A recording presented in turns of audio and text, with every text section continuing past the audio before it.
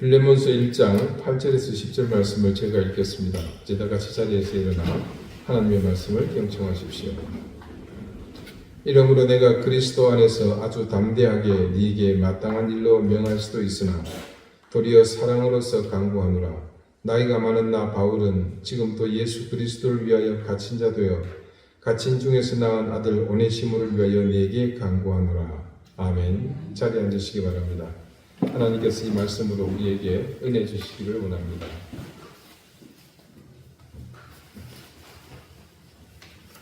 심순덕 시인의 엄마는 그래도 되는 줄 알았습니다라는 시가 있습니다. 한간에 이 시가 많은 사람들에게 큰 울림을 주었었죠. 엄마는 그래도 되는 줄 알았습니다. 하루 종일 밭에서 죽으라 힘들게 일해도 엄마는 그래도 되는 줄 알았습니다. 찬밥 한 덩이로 대충 부뚜막에 앉아 점심을 때워도 엄마는 그래도 되는 줄 알았습니다. 한겨울 냇물에 맨손으로 빨래를 방망이질해도 엄마는 그래도 되는 줄 알았습니다. 배부르다 생각 없다 식구들 다 먹이고 굶어도 엄마는 그래도 되는 줄 알았습니다. 발 뒤꿈치 다 해져 이불이 소리를 내도 엄마는 그래도 되는 줄 알았습니다. 손톱을 깎을 수조차 없이 닳고 문드러져도 엄마는 그래도 되는 줄 알았습니다. 아버지가 화내고 자식들이 속썩여도 전혀 끄덕없는 엄마는 그래도 되는 줄 알았습니다. 외할머니 보고 싶다, 외할머니 보고 싶다. 그것이 그냥 넋두리인 줄만 한밤중에 자다 깨어 방구석에서 한없이 소리 죽여 울던 엄마를 본 후 엄마는 그러면 안 되는 것이었습니다. 이 심순덕 시인은 어쩌면 이 세상에서 가장 쉽게 그래도 되는 존재, 그래서 희생이 마땅하다고 어머니를 쉽게 생각하는 그런 세상을 향해 그래도 되는 줄 생각하는 가족들을 고발하고 있었습니다. 다음은 우리가 쉽게 당연하다고 생각하는 것의 위험에 대한 어느 크리스찬 간호사의 글입니다. 호흡하고 심장이 뛰는 것, 스스로 걷고 뛸 수 있는 것, 따뜻한 물이 나오고 쉴 수 있고 포근한 잠자리가 있는 집이 있는 것, 월급이 나오는 직장이 있는 것, 다정하고 성실한 남편과 사는 것, 양가 부모님이 건강하신 것, 과일을 사 먹을 수 있는 돈이 있는 것, 이 중 당연한 건 하나도 없다. 하나라도 잃으면 일상에 금이 갈 테니까 익숙함에 속아 소중함을 잃어서는 안 된다. 지극히 평범한 하루가 사실은 제일 소중한 날들이다. 교통사고가 날 뻔했고 가해자가 될 뻔했다. 어제는 여러모로 이상한 날이었다. 총체적 난국의 멘붕 그 자체였다. 퇴근 후 남편 회사로 가서 남편을 내 차에 태우고 함께 부동산에 가서 집주인과 중개인을 만나 전세 계약서를 새로 쓰고 다시 남편을 회사에 데려다주고 나는 집으로 온다. 이것이 어제 퇴근 후의 스케줄이었다. 문제는 남편 회사까지 가는 동안에 일어났다. 남편이 알려준 주소를 내비에 찍고 가는데 초행이라 생소했고 그날따라 유독 도로 상황이 복잡했다. 그래도 믿을 건 내비뿐이니 일단 믿고 가는데 맙소사 길을 잘못 들었다. 우회전해야 하는데 직진했고 내비에서는 직진하라는데 길이 없었다. 할 수 없이 좌회전했는데 어린이 보호구역이라 시속 30km 이상 낼 수도 없었고 갈만하면 빨간불, 또 좀 달리려만 하면 빨간불, 또 빨간불, 또 빨간불. 유독 내 앞에서만 정지신호가 켜졌다. 여러분들 이런 경우 많으시죠? 남편은 회사에서 잠깐 나오는 상황이고 우리는 2시에 만나서 2시 30분까지 부동산에 가기로 했는데 결과적으로 내가 남편을 차에 태운 건 2시 50분이 되어서였다. 남편은 내게 먼저 짜증내거나 비난하지 않는데 남편 회사까지 가며 길을 헤매는 동안 마음이 너무너무 조급하고 불안했다. 왜 이제 왔냐고 짜증낼 것 같아서 빨리 가고 싶었다. 아니 가야만 했다. 그럴수록 내비가 눈에 안 들어왔고 급기야 IC로 빠져서 고속도로까지 타게 했을 때는 오늘 망했다. 뭐 이런 날이 다 있나. 죽고 싶다고까지 생각했다. 설상가상으로 주유 경보등이 들어왔다. 언제 차가 멈출지 모르는 상황이었으나 주유소에 들릴 시간적 여유가 없다. 춥고 비오는 날 기다리는 사람이 힘들까? 기다리게 만드는 사람이 힘들까? 나는 후자였다. 내가 기다리는 건 괜찮은데 기다리게 하는 건 극도로 싫었다. 남편의 짜증을 감당하고 싶지 않았기 때문이다. 한편 불안이 극도로 치달았을 때 고속도로에서 빠져나와 도심에 진입했다. 좌회전을 했는데 내비의 좌회전 후 고가도로 옆길로 가라기에 곧장 크게 돌았다. 그때였다. 갑자기 뒤에서 빵 하는 경적이 울렸다. 그러거나 말거나 나는 가야 했다. 근데 또 빨간불이었다. 그래서 멈췄었는데 10초 정도 지났을까? 중년 남성이 내 차 운전석 창문을 쾅쾅 두드리며 차 문 여세요. 당장 문 열라. 그렇게 했습니다. 놀라서 창문을 살짝 내렸는데 좌회전 했으면 1차선으로 가야지 2차선으로 끼어들면 어떡해요? 그쪽 때문에 사고 날 뻔했잖아요. 운전 똑바로 해요. 라고 버럭 소리를 질렀다. 죄송해요. 죄송합니다. 무슨 영문인지도 모르고 일단 거듭 사과했다. 병원에서 환자 보호자에게 기계적으로 사과하는 건 늘상 있는 일이기에 어떤 상황이건 죄송하다고 말하는 건 어렵지 않았다. 다만 면전에서 중년 남성의 고함을 들으니 심장이 미친 듯이 뛰었고 정신적 데미지도 입었다. 마침 신호가 초록불로 바뀌어서 다시 내비를 보고 갈 길을 가기 시작했다. 그리고 마침내 남편을 만났다. 추운데 밖에서 기다리기 해서 미안해. 나도 내가 이렇게 늦을 줄 몰랐어. 늦어서 미안하다고 연거푸 사과하는 나에 비해 남편은 아무렇지도 않았다. 단지 손이 시렵다고 했다. 그 뒤로는 예정된 스케줄을 소화했다. 약속 시간에 50분 정도 늦은 것 말고는 아무 일도 일어나지 않았다. 남편을 다시 회사로 데려다주고 회사에서 제일 가까운 주유소에서 기름을 넣고 집에 돌아왔다. 집에 오니 너무 지쳐서 그대로 소파에 늘어졌다. 옷 갈아입을 기운도 없고 배도 고프지 않았다. 내 생각은 온통 중년 남성이 내게 쏟아내던 말에 향했다. 요즘 워낙 세상이 흉흉하니까 무섭고 집에 와서도 놀란 가슴이 진정되지 않았다. 찬찬히 다시 상황을 복귀했다. 그 당시 상황을 복귀했다. 내가 좌회전을 한 다음에 1차선이 아니라 2차선으로 갔구나. 그 아저씨는 멀리서 빠른 속도로 오는 직진 차량이었고 그랬는데 세상에 그제서야 상황이 보였다. 나 때문에 큰 사고가 일어날 수도 있었구나.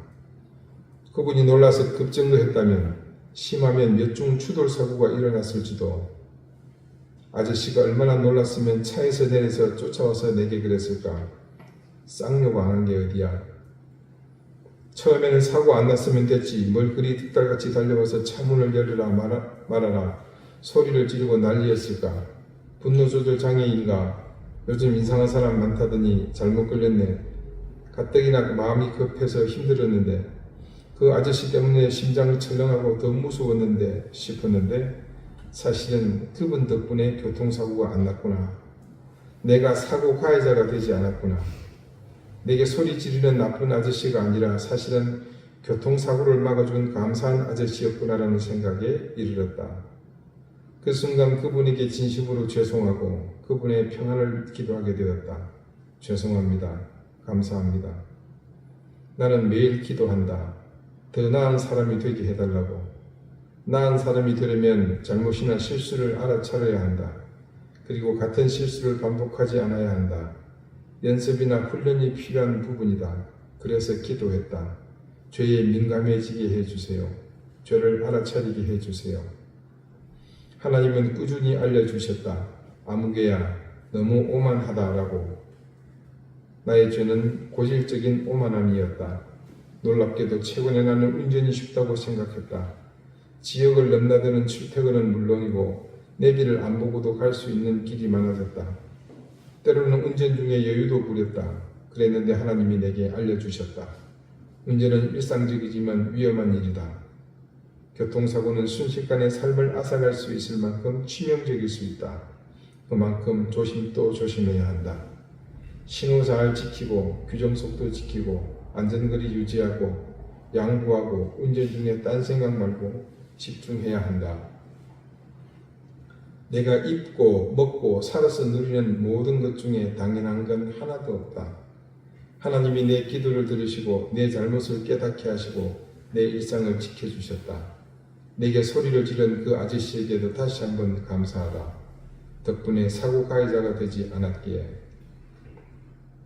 이 간호사는 그날 겪은 이 사건을 통해 자신이 입고 먹고 살아서 누리는 모든 것 중에 당연한 것이 하나도 없다는 사실을 깨닫는 놀라운 은혜를 입었습니다.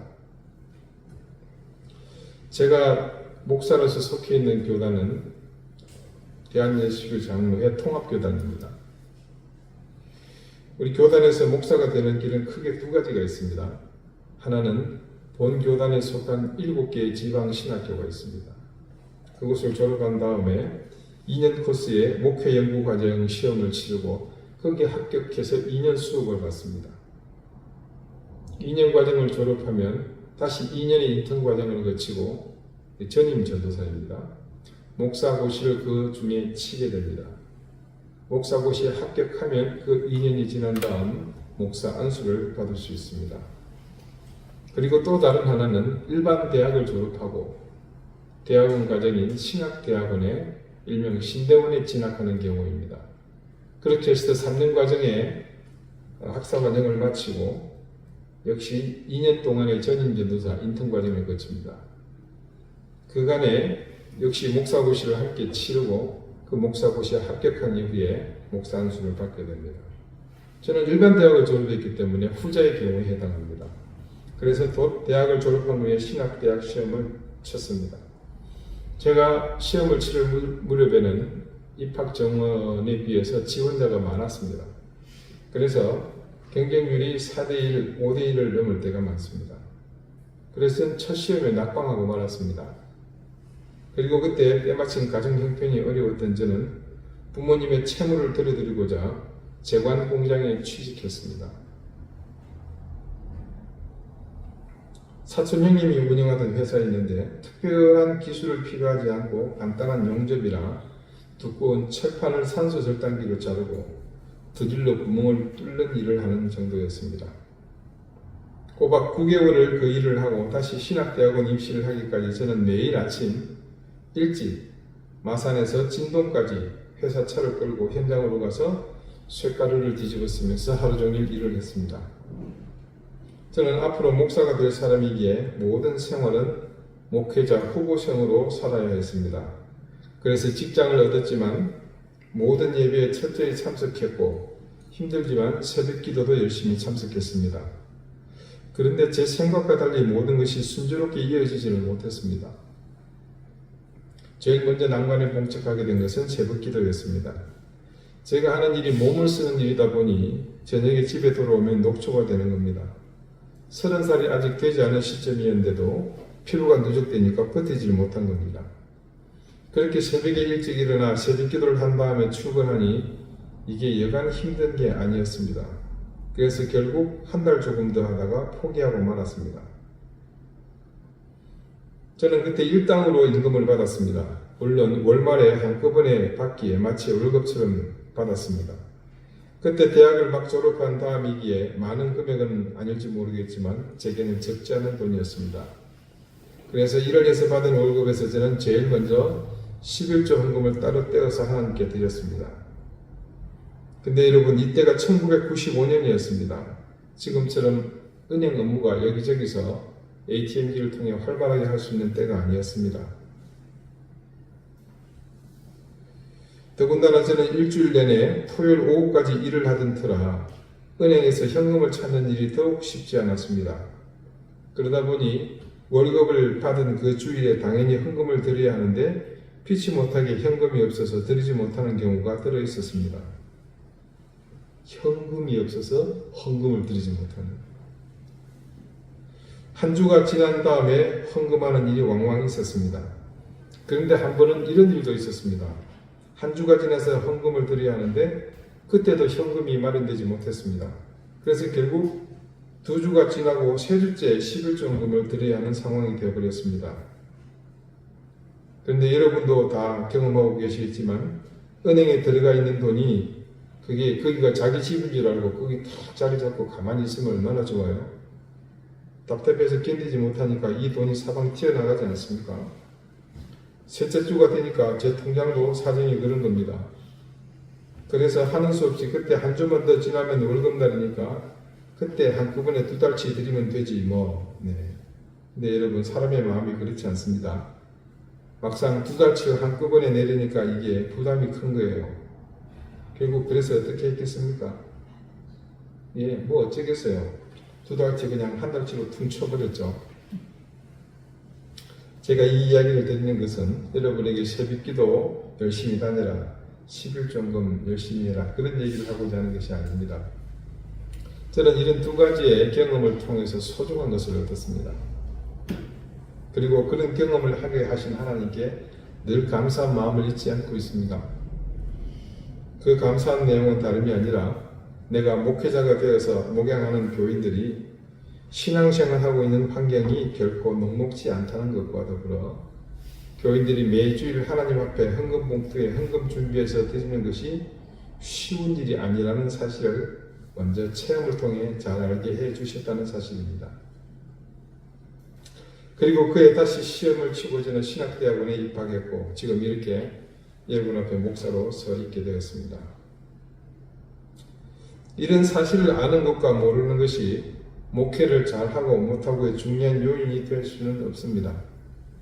그러나 적어도 이런 사실을 잘 안다면, 그런 것을 미리 경험한 사람이라면 나쁜 목사, 악한 목회자는 되지 않을 것이기 때문에 저는 감사했던 겁니다.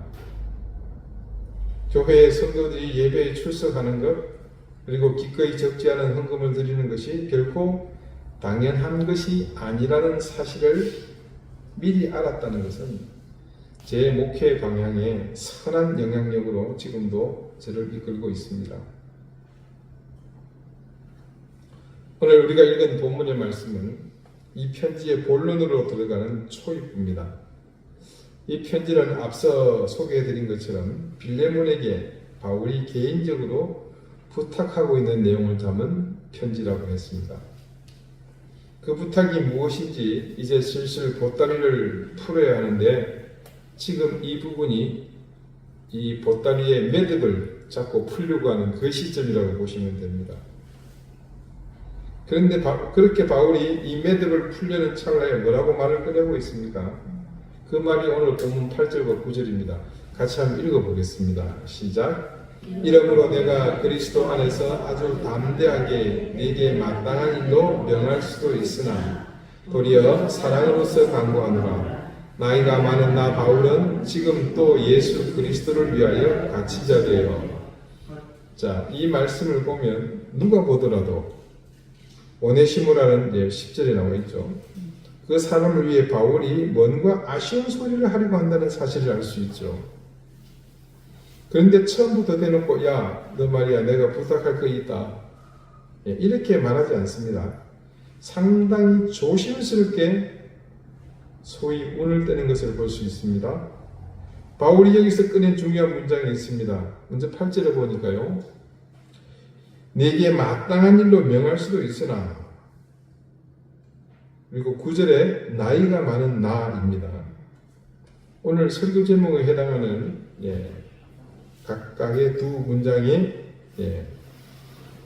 내용인데 이 두 문장은 아주 긴밀하게 연결되어 있습니다. 두 문장은 한마디로 바울이 마땅히 할 수 있는 자격을 갖고 있다는 뜻으로 해석할 수 있습니다. 그리낌 없이 마땅히 할 수 있는 위치라는 것과 더불어서요, 거기에 더해 나이도 많으니 내가 이 정도는 할 수 있다는 그런 뜻입니다. 자, 내가 너한테 마땅히 할 수 있어.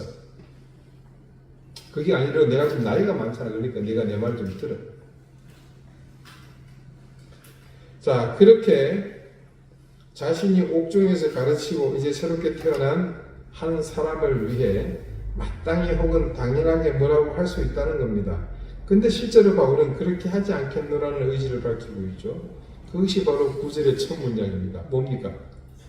도리어 사랑으로서 간구하노라. 오늘 전체 설교의 핵심입니다. 사랑으로서 간구한다. 마땅히 할 수 있는 자격이 있지만 마땅한 것을 나는 마땅한 것을 여기지 않고 대신 너에게 사랑으로 간청한다. 나는 나이도 많고 여러 가지 자격으로 내게 사실 당연하게 말할 수 있고 혹은 나는 마땅히 내게 이런 말을 아무렇지 않게 할 수 있지만 그렇게 하지 않겠다는 말입니다.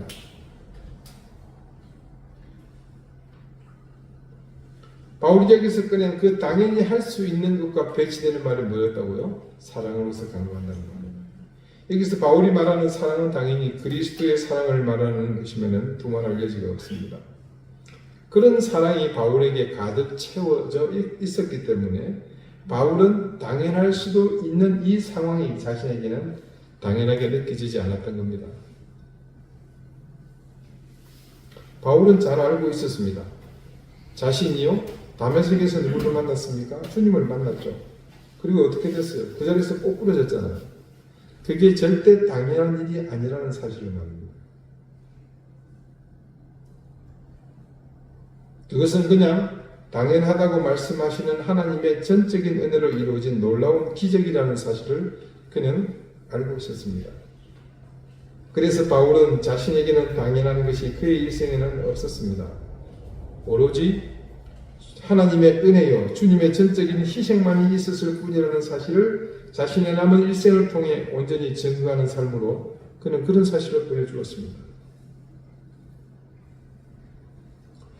여러분, 지금 여러분에게서 당연한 것이 있다면 과연 어떤 것이 있을까요? 가슴에 손을 얹고 내 머릿속에 막연히 당연했다고 생각할 것들을 떠벌려 보면요, 사실 어떤 것도 당연한 것은 없습니다. 앞서서 심순덕 시인의 엄마는 그래도 되는 줄 알았습니다 라는 시를 들으면서 한 문장 한 문장 우리가 당연하게 여기는 것에 대해 얼마나 무관심했는지, 그리고 얼마나 터무니없이 당연하게 의식조차 하지 않고 우리의 어머니를 눈물 짓게 했는지 가슴이 저리도록 느끼지 않았습니까? 크리스찬 간호사의 고백에서 공감하지 않았습니까?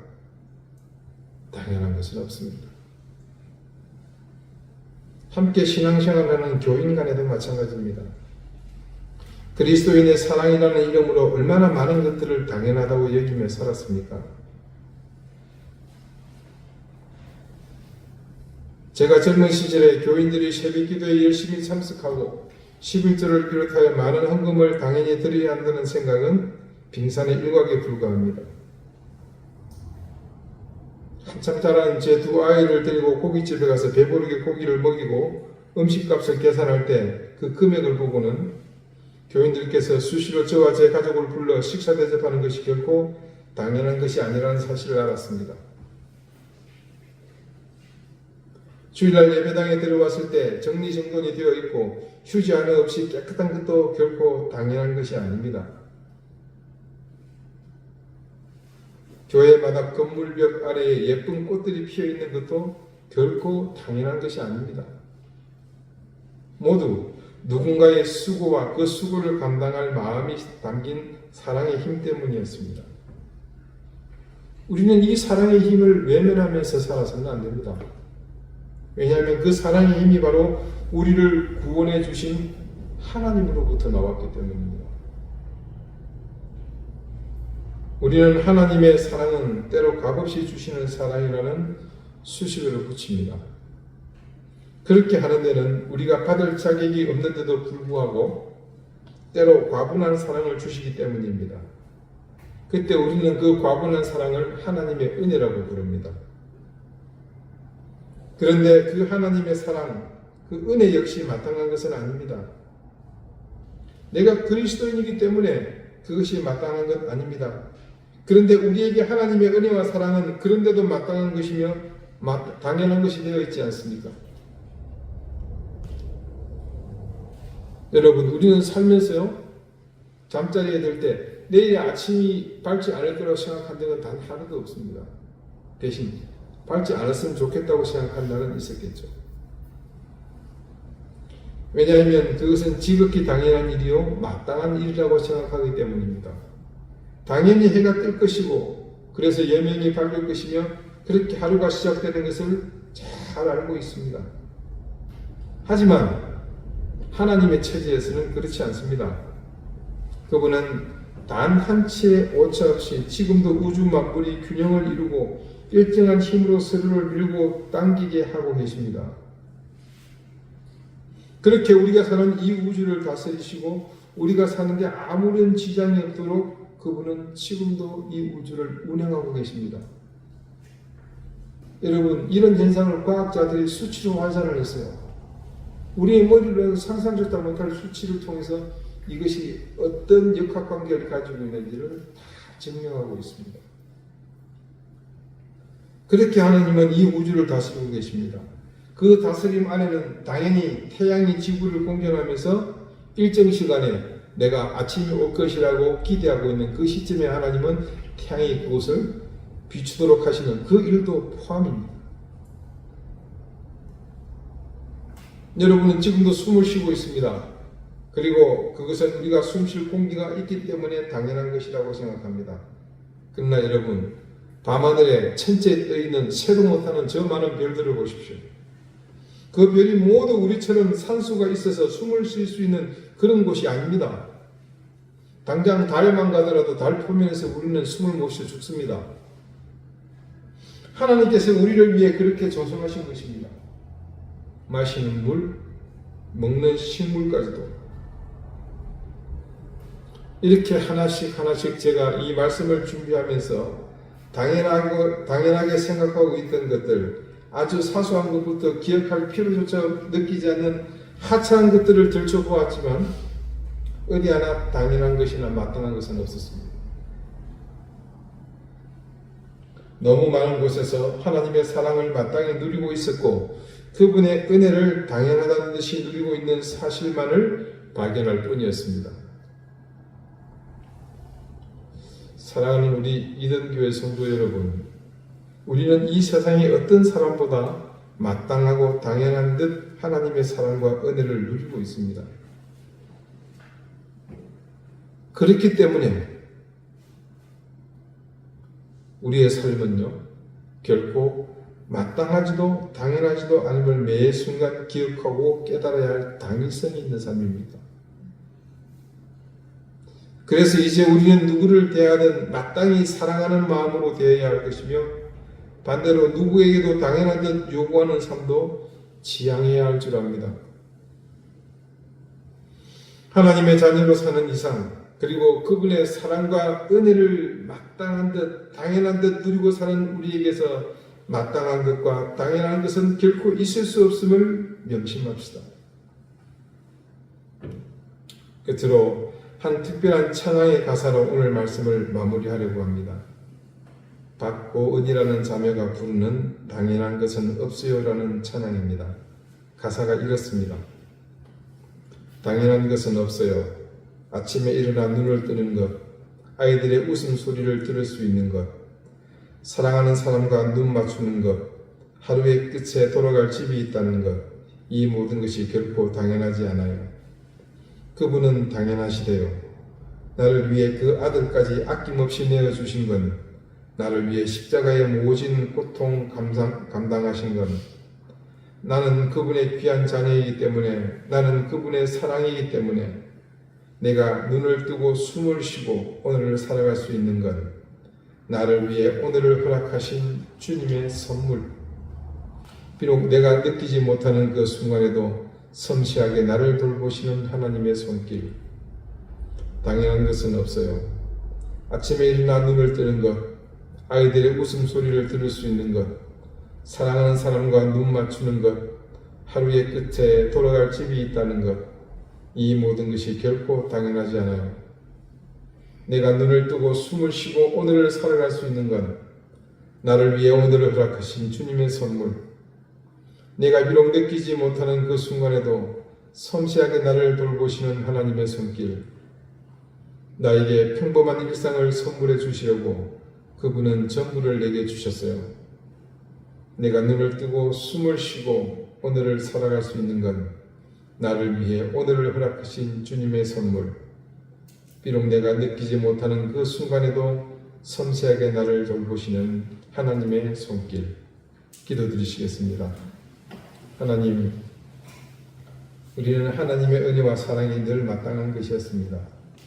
생각하고 손으로 만지고 느끼는 하나님이 주신 모든 것은 당연한 것이었습니다. 그러면서도 우리는 타인을 향해, 교우들을 향해, 가족과 이웃을 향해서 베풀고 나누고 수고하고 희생하는 것을 마땅하다 생각하지 않았습니다. 하나님, 우리의 이기적이고 자기중심적인 이런 신앙을 부끄럽게 여기며 이제는 당연하지도 마땅하지도 않음에도 불구하고 하나님의 은혜와 사랑을 입은 자로서 그에 합당한 마땅하고 당연한 사랑의 의무를 다하게 해 주십시오. 예수 그리스도 이름으로 기도드립니다. 아멘.